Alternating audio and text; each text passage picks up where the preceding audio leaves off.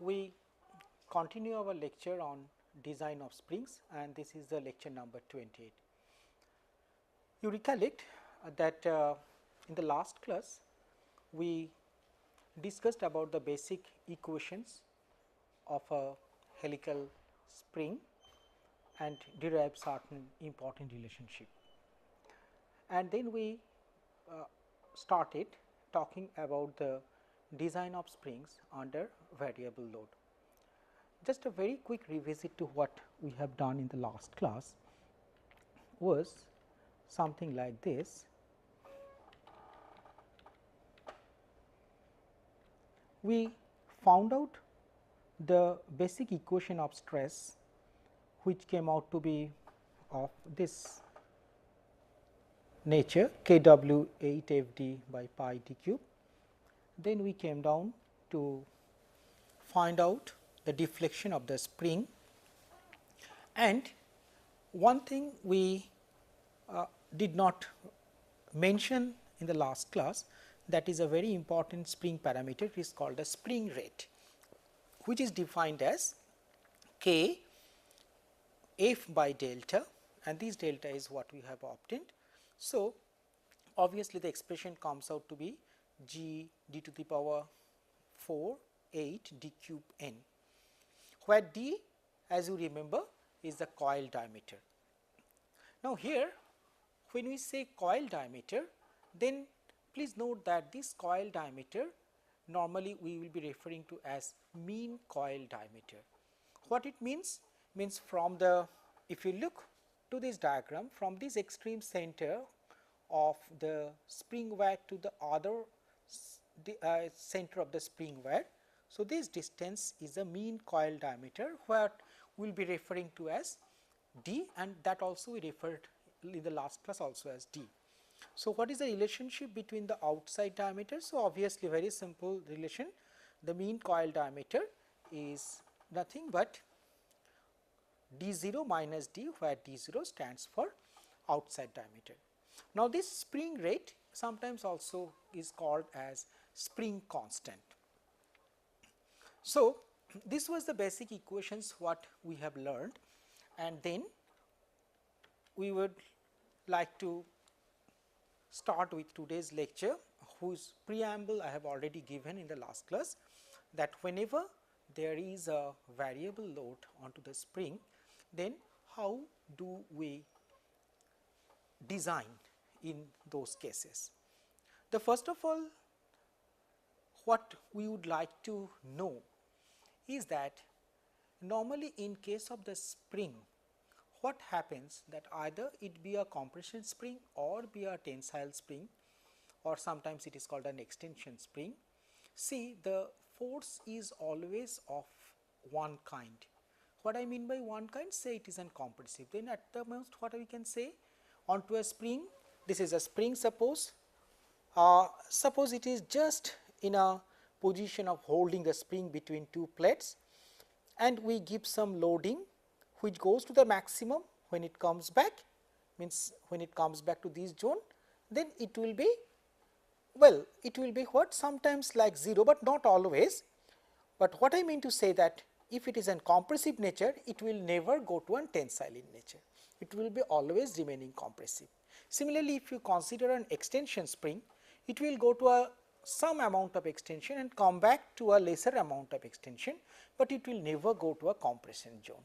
So, looking into this fact, normally what happens, the spring materials are sometimes being tested, what we discussed in the last class. Once again I repeat that it is tested under a torsion of what type? A torsion of repeated stress type, means it goes to a maximum value, comes down to 0. So that always we are having, if you look into this board, then you can see that it is coming to the maximum, again going to the 0, and it is that this particular phenomena is going on. So, this is what precisely I would like to say, is that this is for the testing of the material. Now, that also describes that one thing, that you can have any spring loading, suppose a compressive spring loading, if we consider, then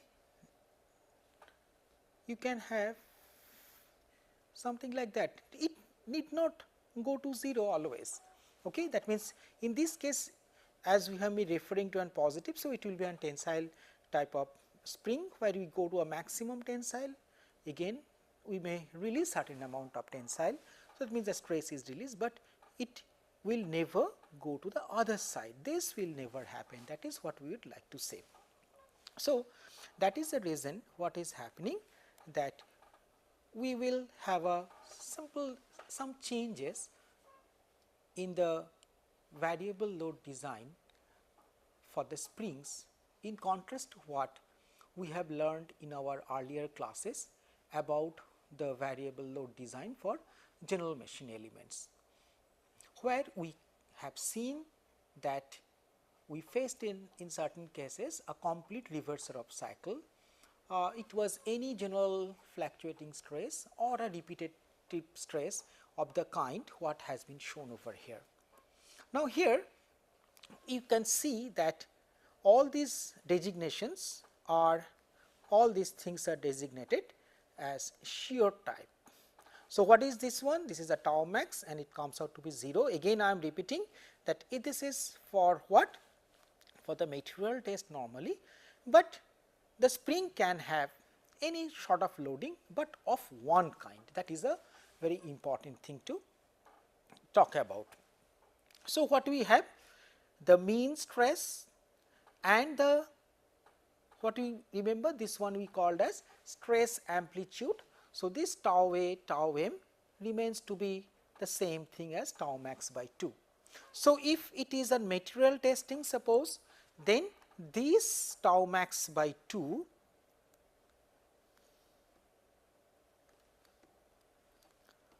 just this tau max by 2, this one what we are getting can be written something as, see, if it is an endurance limit, then we go by tau e by 2, something like that. Tau e by 2 also can come into picture. That means, the maximum one we are going for a twist and then coming back to 0. So, looking into the fact, what we find out in this particular case is the same Soderberg failure criteria, but what you can look over here, that instead of the line starting over here, what we have seen earlier, we can find out there is the initial line is having a coordinate of tau e by 2, tau e by 2. You remember, in the case of Soderberg failure criteria, when we did in the earlier case, what we took up the material property was normally evaluated through the fatigue tests undergoing a cyclic reversal. Okay. So, in that case, the cyclic reversal means what will be the value of the mean stress? The mean stress will be 0 and the stress amplitude will have the value of sigma endurance. And here what is happening, as because we are having a repeated stress, as just we have seen earlier. So, we will be having the shift of the point like that, we will be having a mean stress of tau yield point by 2, and again we are having this situation, just we are having the situation, that is, this is the mean stress for the material property which is shifted by this point. So, this is the mean stress. So, these both are tau e by 2, tau e by 2. So, this represents the mean stress and this represents the stress amplitude. So, this is a material property. So, once we go for that one, then what we see?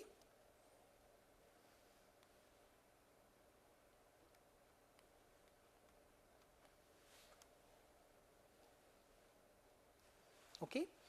The rest of the Soderberg diagram is just shifted over here.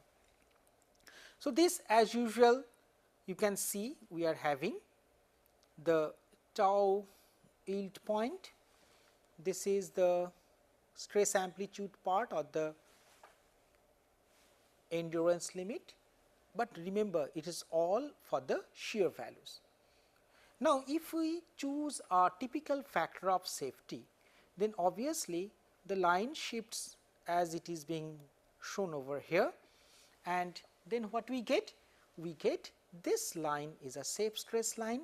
So, any data point or the any point falling onto this line beyond this one is safe, and beyond this side we will be considering to be not safe. So, let us consider a typical design point over here as shown as A. So, what is the coordinate of A? The coordinate of A is nothing but the tau m. What is this tau m stands for? The mean shear stress that is acting onto the spring, and this is the stress amplitude what it is being acting onto the spring. So, under this situation, it is a very simple thing that we can think of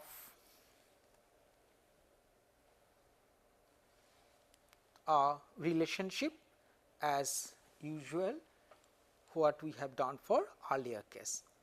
So, look carefully that we will be selecting this triangle, okay, and another one. If we select this triangle, then what you see, these two triangles are similar triangles from the basic geometry.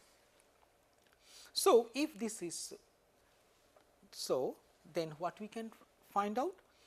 Then we can find out a relationship, that is, this is what? This one is tau A, means tau stress amplitude divided by this one. So, what we can write down is something like this, this tau A divided by this side. So, how much is this distance? This distance we can see is tau yield point by Fs minus this zone. So, what is this zone? This is nothing but tau m. So, tau m. So, using the similar triangle property, what we do, what we find out from these triangles, similarly this value is tau yield point by 2 divided by how much? This distance. Okay. So, what is this distance? This distance is tau yield point minus again this distance. So, this is tau yield point by 2. So, this becomes your simple relationship between the stress amplitude, mean stress, material property like shear yield point and shear endurance limit value, and of course, the factor of safety. So, if we arrange this equation in a proper manner, then what we get? We get something like this. That means, this was the original figure. So, if we consider this one, you can see the same expression what we have just written comes out to be like this. So, this is the one we got. So, if you arrange, then we get an equation of this nature, and we can rewrite this equation in various forms, and you will be also finding in several other literatures this same expression may be written in a different way, but the basic understanding remains the same. Now, you understand that the same equation has been modified by one factor Ks. What is this factor? Do you remember? This factor is shear correction factor, what we learned last time, and this is the wall correction factor, which takes into account of what? Curvature and the shear together. Now, you can see that it is customary that the mean stress or the stress tau m is being multiplied by the factor Ks, whereas this stress amplitude tau A is being multiplied by the wall correction factor Kw. So, what we get? We get a relationship something like this, that 1 by Fs equal to Ks into tau m by tau y, Kw tau A tau y into 2 tau y by tau e minus 1. So, we consider the expression what has been shown here as the form of the equation what we get for the Soderberg failure criteria for variable loading. So, now you understand that this particular expression we will be utilizing for designing of the springs when it is undergoing a variable load or a fluctuating load, whichever you may call it. Let us look into one aspect next, is that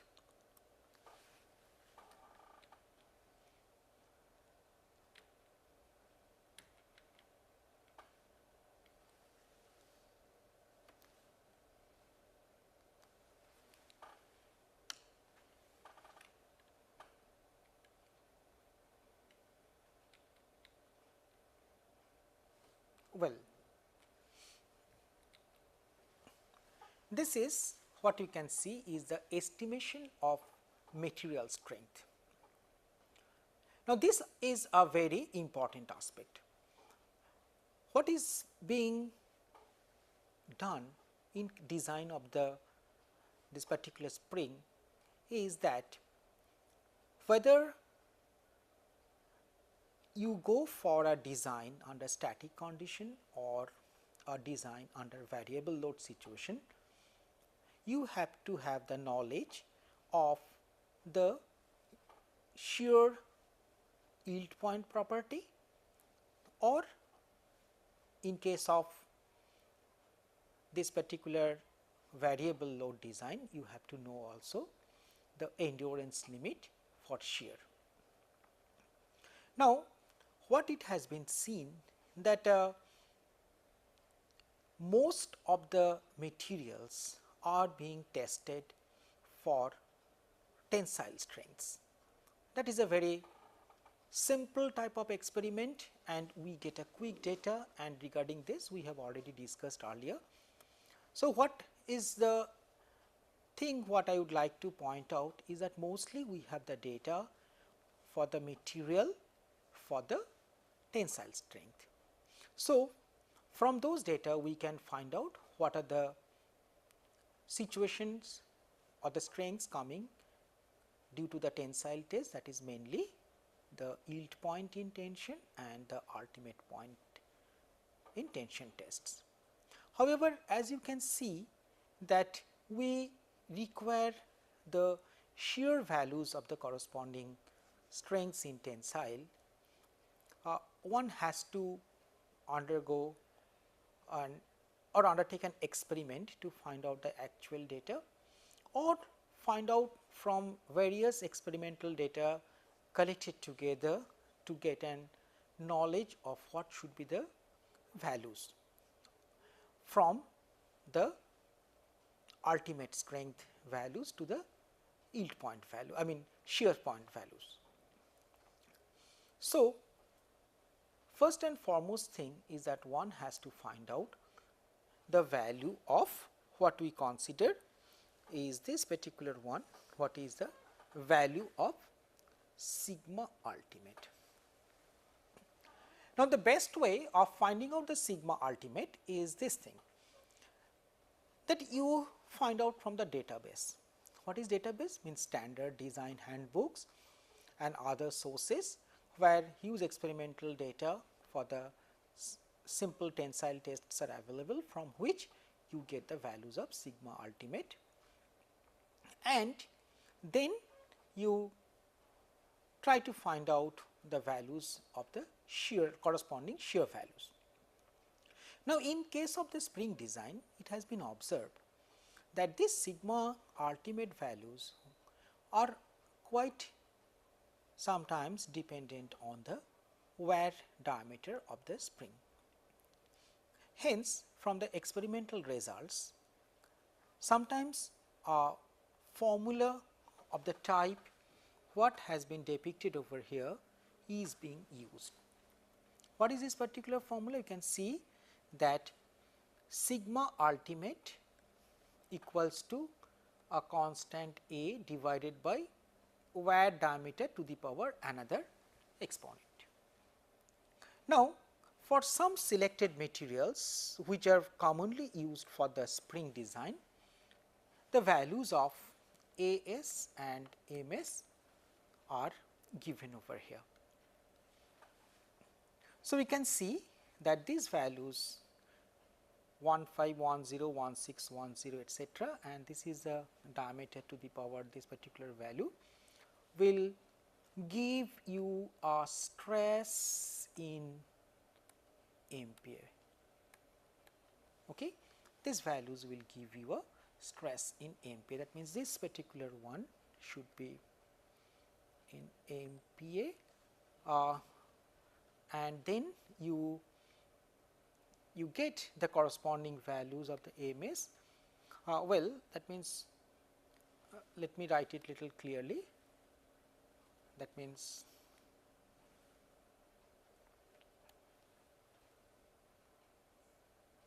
what you get that this using these constants what we have given over here and corresponding exponents, this sigma ultimate will have a unit of MPa.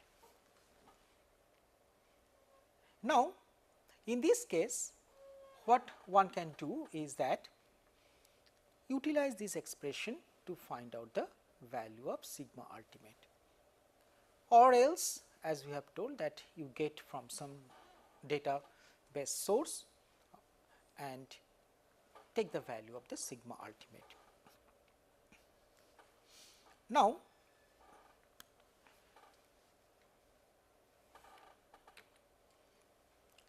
here comes another relationship, that for all those materials for which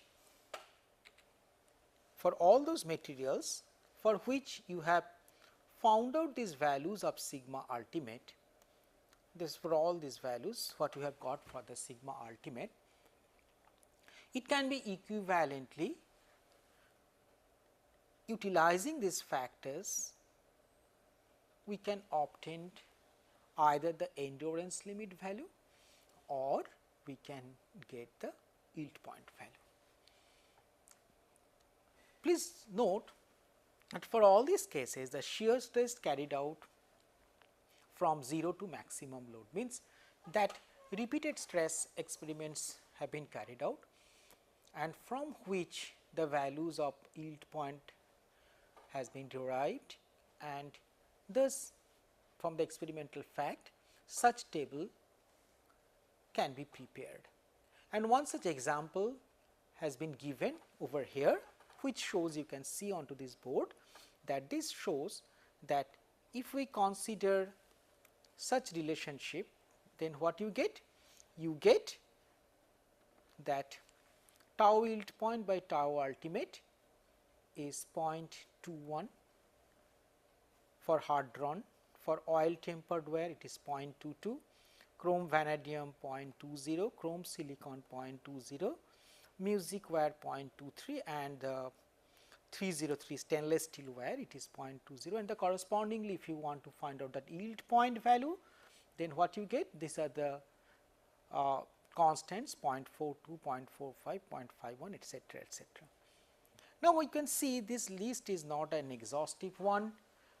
For other materials, what you have to find out? You have to find out in the similar manner the values of the yield point and the endurance limit values, okay, whenever you are going for the design for the variable load. Now, this comes out to be a very important fact in the design, that the choice of the material strength, or how do you determine the material strength. As you know, the best will always would be to have a real test carried out, and in case it is not possible, then one has to resort to this type of data base and get the corresponding values. Now, the extensive database is beyond the scope of this lecture. One can just go through the reference handbooks on this particular matter and get those values. Well, as a very rough estimation, or a just an first hand consideration, here we have tried to give you a safe considerations.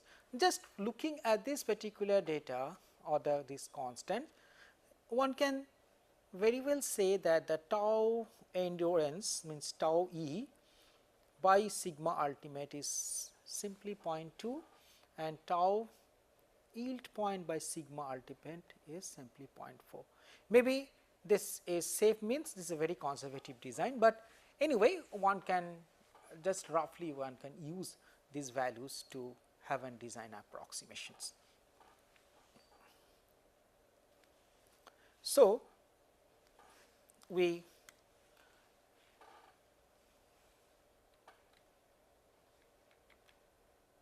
have gone through this one, we have gone through this one. Well, next comes the types of compression springs, those are normally used.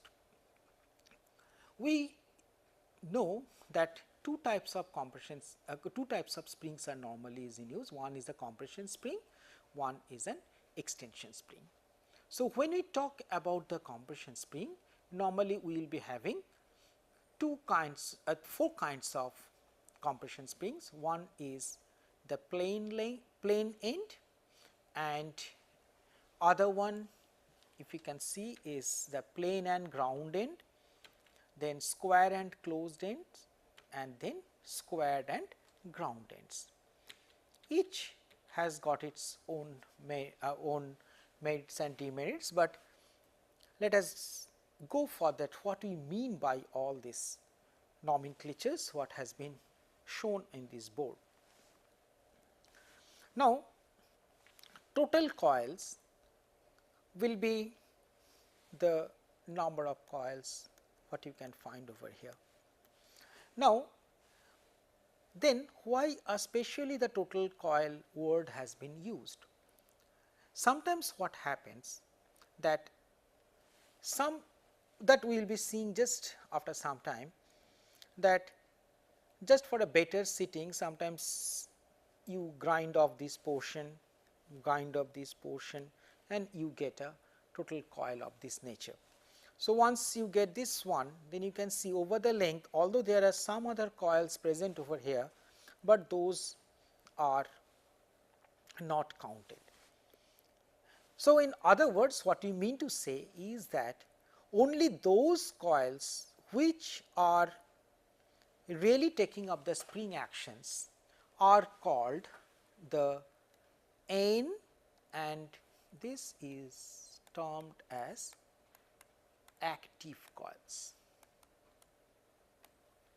So, active coils are those coils which are taking part in the particular spring stress or spring nomenclature when we are defining, means these are the mainly responsible for springing actions, and other coils may be present, but due to certain amount of manufacturing, just like that grounding and etc., these will not contribute to the total springing actions. So, we understand that there will be one term called active coils, and wherever you find this particular one is written as N, then you understand this is always the active coil. So, we understand that this one total coil. So, in case of plain end, as because there is no other manufacturing considerations, the total coils is simply the same as number of active coils. What is solid length?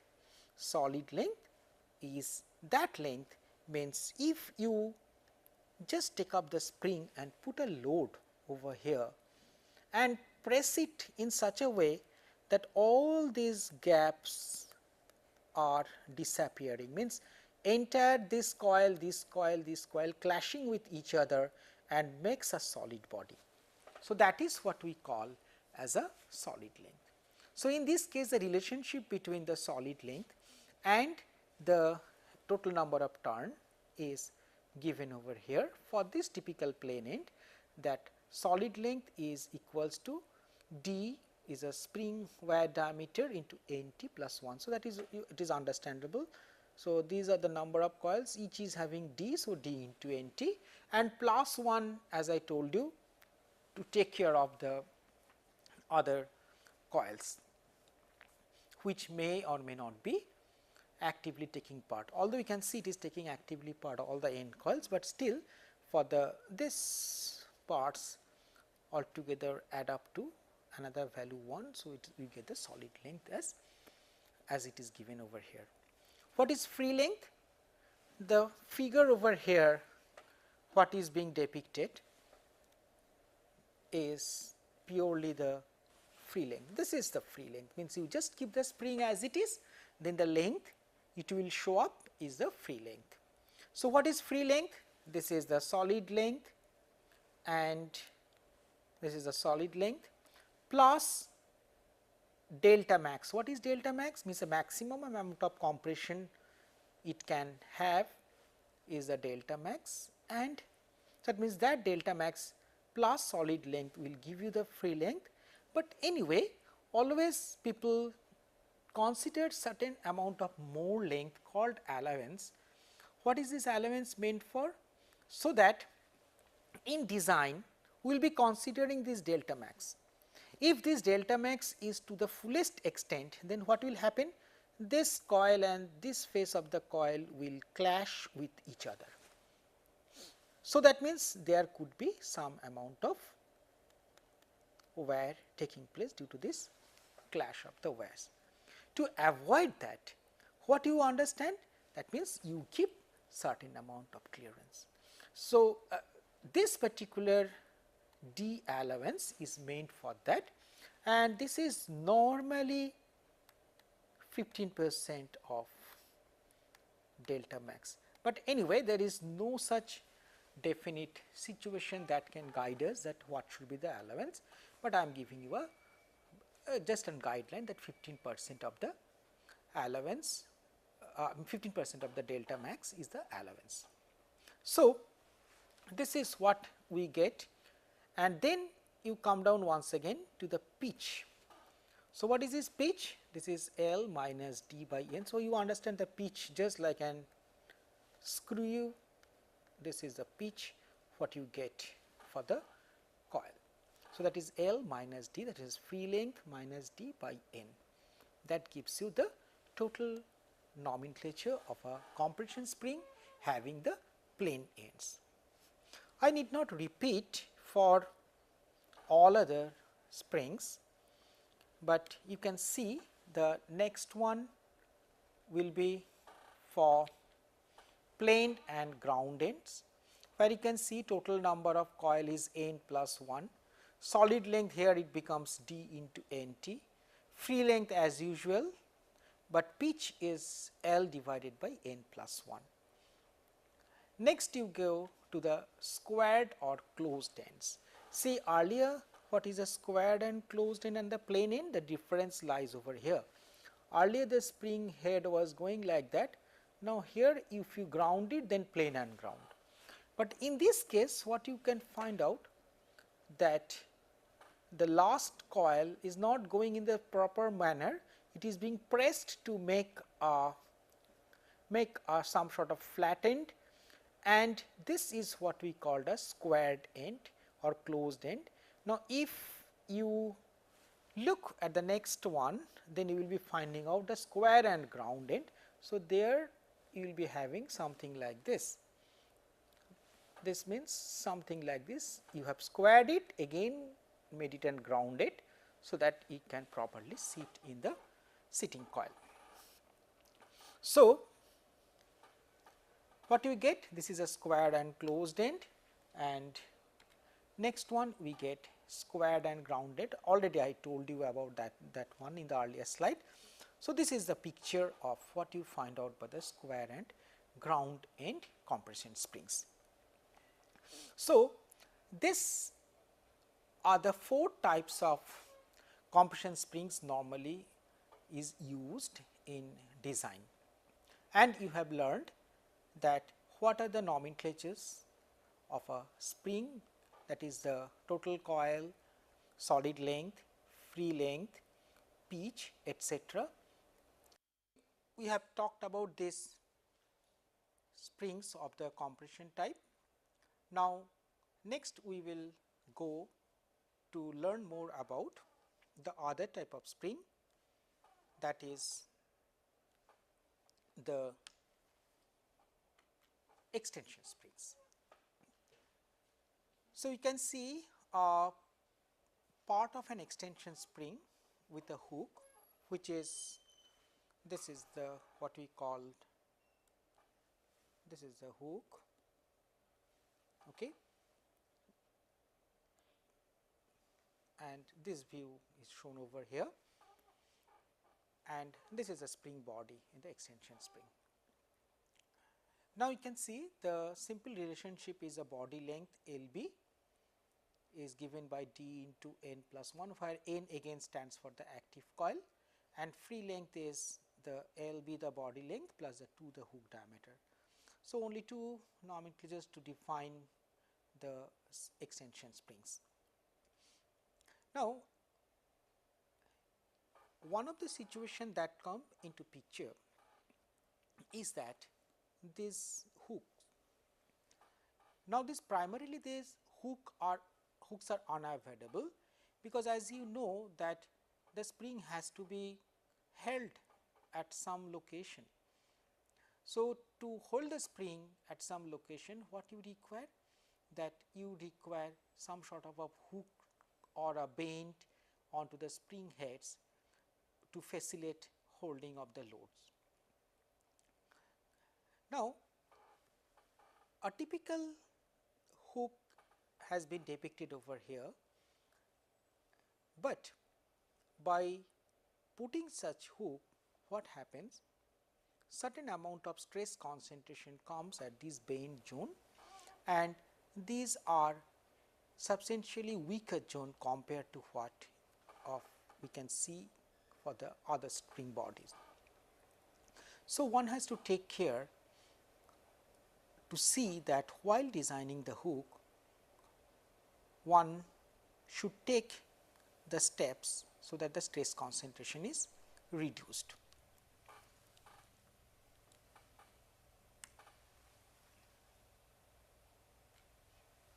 Now, here you can see the same extension spring with little modification or improvement, which has been incorporated so that the stress concentration is reduced at the hook zone. Now, you see that in this case what is happening?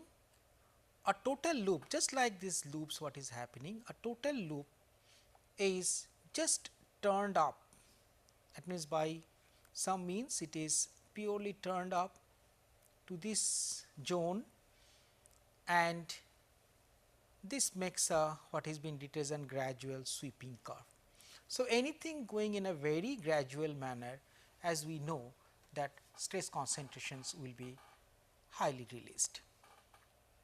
So, this is one way, and another way, please look at the board, that you can see that this is the mean coil diameter, okay, and this d by 2 means this radius.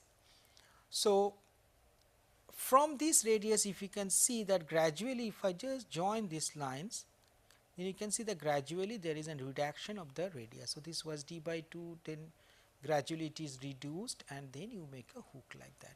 So, that means a gradual reduction of n terms from d by 2 to some form like this, also a way by which you can relieve the stresses in the tension springs.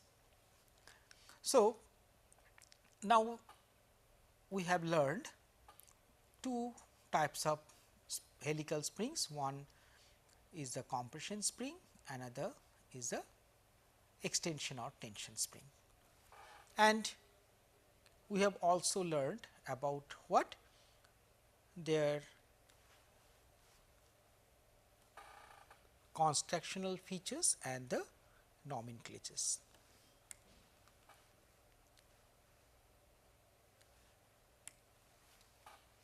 Now, here another important situation comes into picture is that buckling of compression springs. By now, after going through the basic courses, you have learned about buckling. What is this buckling? It is some sort of an instability that is normally showed up when a long slender bars or columns, something like that, are applied with compressive type of loads. So, the similar situation comes whenever you consider a spring body. If the spring becomes too slender and quite long, then what happens?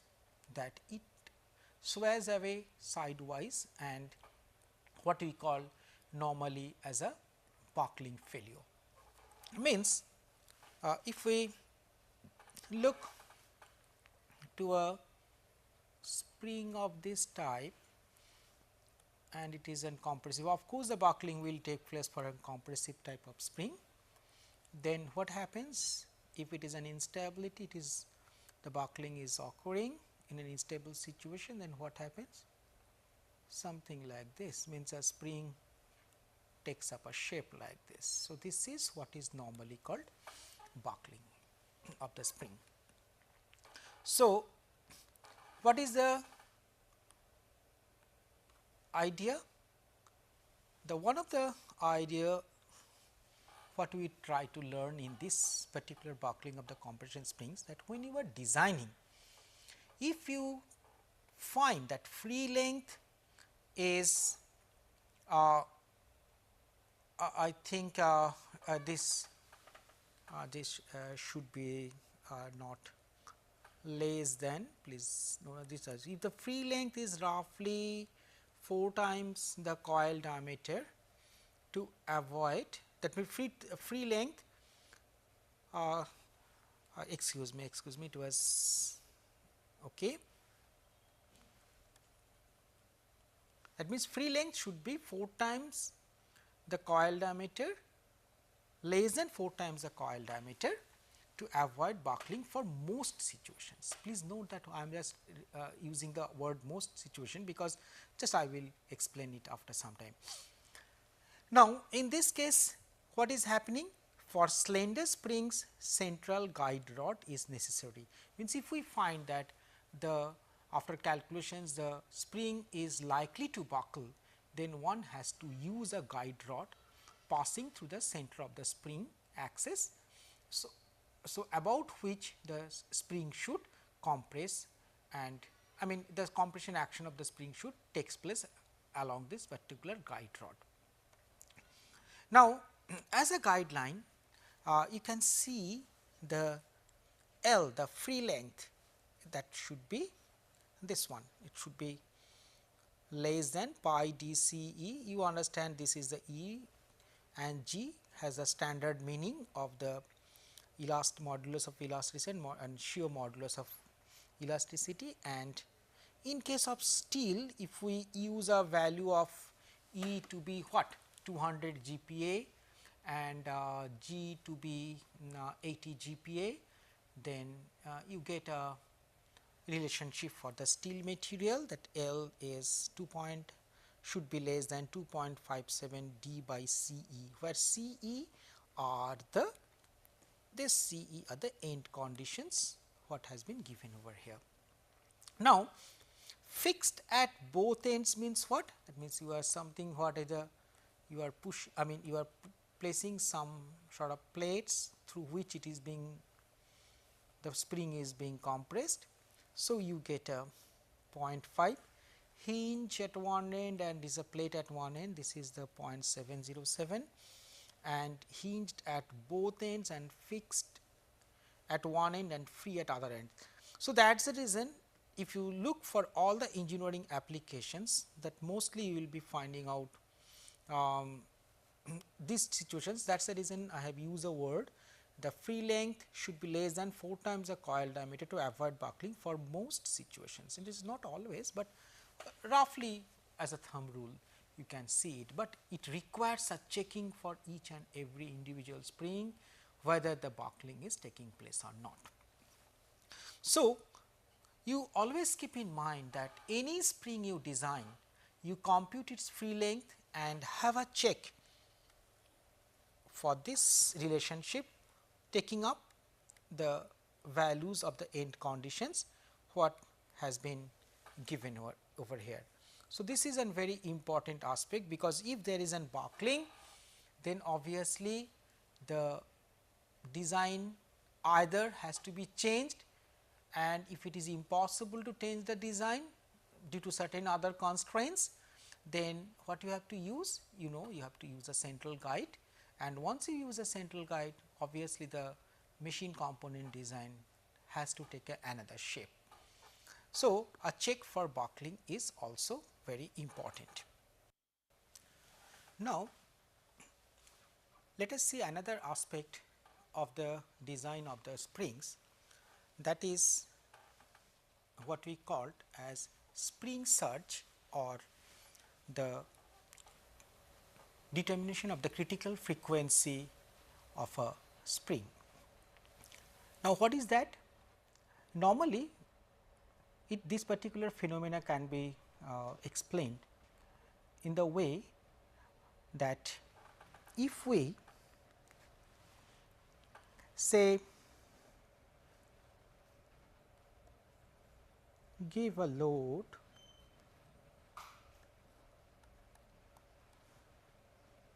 onto this spring, some F load is given onto the spring, then what happens whenever a load is applied, then some sort of, just due to this particular movement of the spring, say a wave travels across the spring and then it again goes back, and this type of phenomena continues. Something like that if you see in a closed body or in a closed water body, if you put some sort of disturbances, the way the disturbances goes towards the end or towards the walls and then again return. So, similar situation happens whenever a forcing function acts onto this particular spring.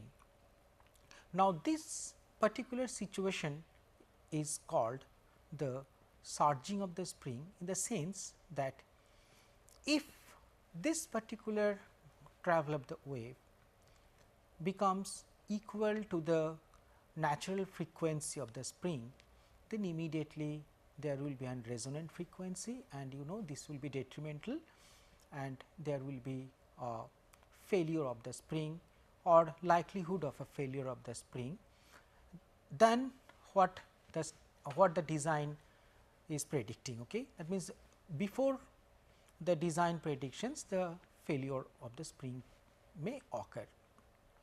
This is actually called a spring surge. So, what is the idea?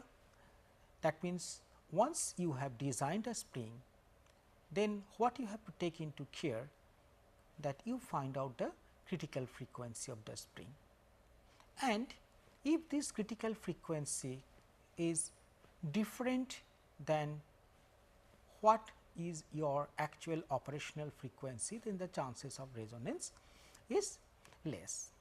Now, there is a natural frequency which we call as a fundamental frequency, and it will have other frequencies what we called as that first natural frequency, then you can have the second natural frequency like that. So, other modes also can be calculated, but normally what happens that it is of the interest that you only take up the fundamental frequency, calculate for the fundamental frequency and use a judgment to predict the operational frequency of the spring.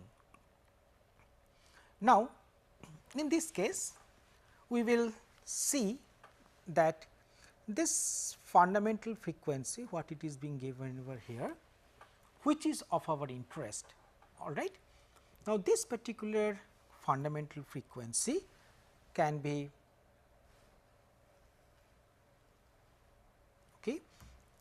obtained by the relationships. What you can see is that f equals to half root over k into g by w s, and another one is f equal to 1/4 root over k into g by w s. So, first expression explains for both ends within flat plates, and the second expression, that is this particular expression, describes the formula for fundamental frequency when one end is free and other end on a flat plate. In this case, what you can see is that this k we call the spring rate. So, that we have already learnt earlier. W s is a spring weight, and this particular expression of the spring weight is given by this particular formula 2.47 gamma d square capital D into n. So, here you know d is the wire diameter, this capital D is the coil diameter, n is the number of active turns, and gamma is the specific weight of the spring material. So, that will give you the weight of the spring. So, you substitute the value of the weight of the spring over here. You must be knowing the k value, that is the spring constant or the spring index, and the g you can find, g is the known acceleration due to gravity. Now, how this 2.47 gamma d square d n is coming? It is very simple idea of what we get is like that. You just compute the volume of the spring. How you get the volume of the spring? Cross sectional area. Okay. So, pi d square by 4 into total length of the spring. What is the total length of the spring? This should be pi d 1 length multiplied by a capital N. So, that will be capital N is the number of active coils. So, this becomes the volume of the spring, and once you know the volume of the spring, you multiply by the gamma, that is a specific weight. So, what is this idea? So, that means this specific weight you know that this specific weight we consider as rho into g. Rho is the density of the material and g is acceleration due to gravity. So, that means this expression you get like this. So, once you get it, so this is the, this comes out to be pi square by 4 multiplied by d square capital D in gamma. Now, you please note down that one has to be very careful about the units what you prescribe, because this is the situation. It is coming like this, that you have got root over k g by w. This one is k Newton per meter, g meter per second square. Now, well, a half or 1/4 maybe there, say half, divided by this is W. So, that means what you do, you find out the volume, volume is meter cube, density is kg per meter cube, and again you use a G, meter per second square. So, that this meter cube cancels, this meter cube cancels, kg meter per second square is equivalently Newton, this Newton cancels. So, under root becomes 1 upon S. So, this is the unit what you get. So, here normally rho, simple rho won't work, rho multiplied by G. This is a mistake, all of you know, but still I am just giving you a this particular caution that sometimes we miss this one. So, that a unit correspondence may not be correct. So, this expresses that what we get is that this k, this particular one, ultimately that pi square by 4 is nothing but this 2.47, and this is the specific weight. So, this is not mass, but this is the weight. So, once you find out the fundamental frequency, then normally what you do is that you take the operational value of the spring at least 15 to 20 times less than the natural frequency. So, this will ensure you that the spring surge will not occur, and if you take about this value, margin of around this value, then not only the fundamental frequency, but other modes of frequencies will also can be taken care of.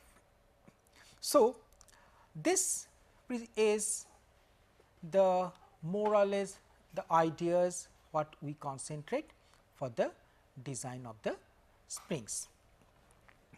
And next thing what we will be doing is that we will be taking up a simple example to illustrate the how we design a typical spring. So, that we can take up in the next lecture. Thank you.